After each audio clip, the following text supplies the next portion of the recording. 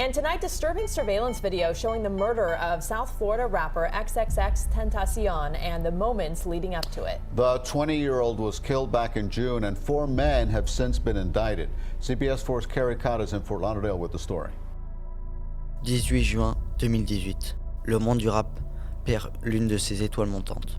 XXXTentacion, de son vrai nom, JC Dwayne Ricardo Onfroy. Il est abattu en plein jour devant un magasin de motos en Floride. Il n'a que 20 ans.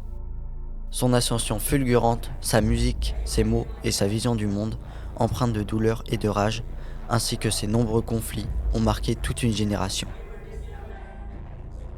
Mais derrière ce succès, se cache une vie marquée par la violence, à la fois subie et infligée. Qui était vraiment XXXTentacion ? Était-il un génie incompris ou un simple produit du chaos qui l'entourait ? Comment un jeune prodige du rap a-t-il vu son destin se briser aussi tragiquement ? C'est ce que nous allons voir dans cette vidéo.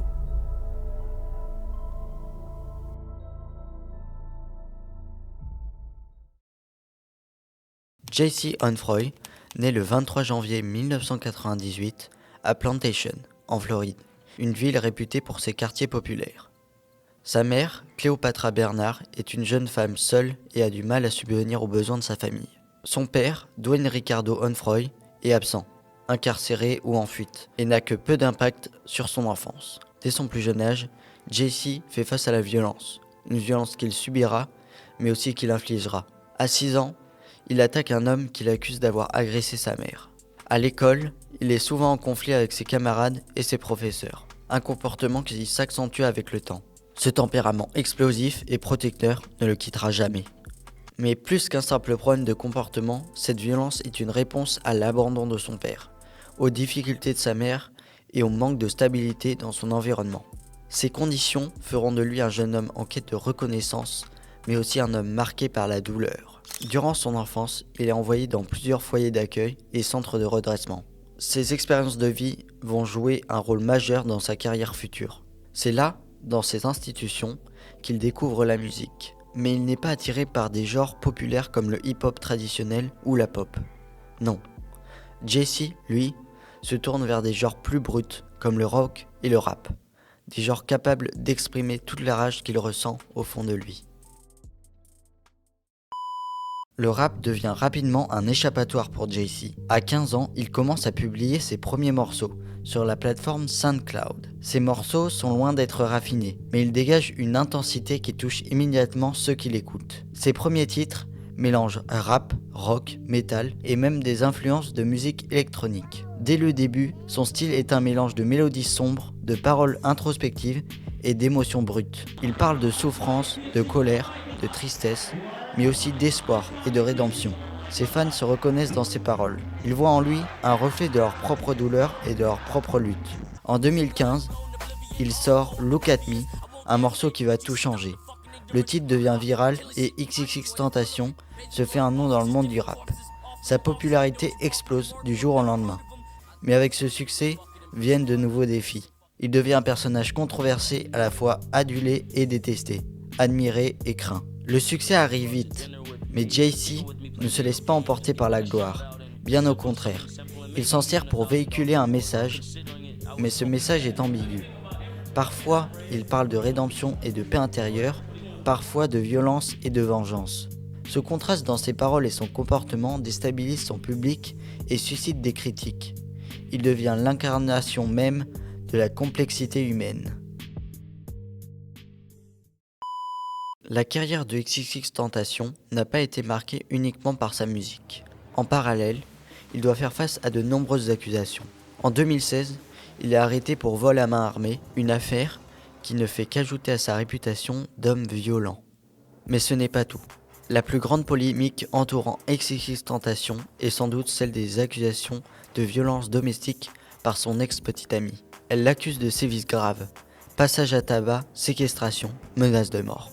Le procès fait grand bruit et divise l'opinion publique. D'un côté, il y a ceux qui le défendent, arguant qu'il est victime de son passé et de son environnement. De l'autre, ceux qui le condamnent fermement pour ses actes. Ce procès est un tournant dans la carrière de XXXTentacion. Il devient l'emblème d'une génération perdue, tiraillée entre rédemption et destruction.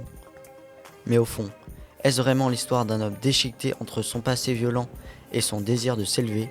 Ou est-il tout simplement le produit d'un monde qui lui a appris la violence dès son plus jeune âge? Peu après son incarcération, XXXTentacion semble avoir une prise de conscience. Il parle de son passé dans ses interviews et ses vidéos, exprimant ses regrets et sa volonté de changer.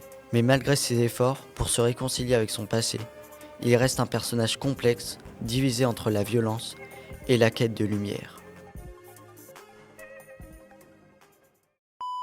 Le 18 juin 2018, XXXTentacion se rend chez Riva Motorsport pour acheter une moto. Ce jour-là, il semble plus détendu que d'habitude, loin de l'image de l'artiste tourmenté. Il est même filmé par des fans qui le voient sortir du magasin. Mais cet instant de paix va rapidement se transformer en un cauchemar. Alors qu'il s'apprête à quitter le magasin, un groupe d'hommes armés surgit. En quelques secondes, XXXTentacion se fait tirer dessus à plusieurs reprises. Il est abattu devant les caméras de surveillance et son sac contenant 50 000 $ en liquide est volé. L'enquête révèle qu'il s'agit d'un braquage qui a mal tourné, mais certains affirment qu'il pourrait s'agir d'un règlement de compte.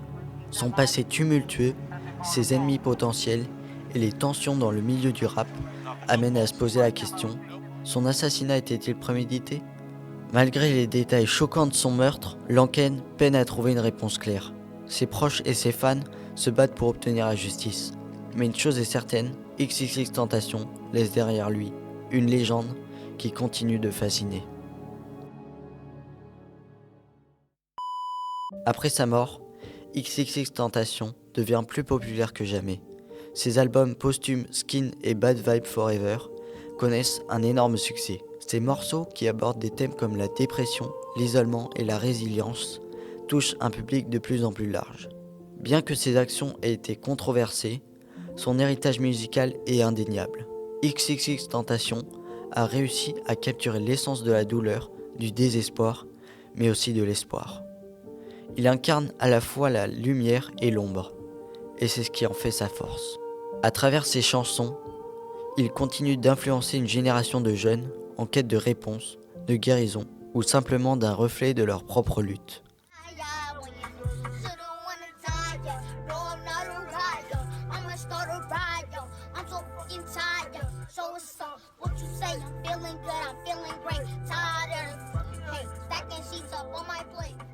Même après sa mort, il est toujours présent dans les cœurs de millions de personnes.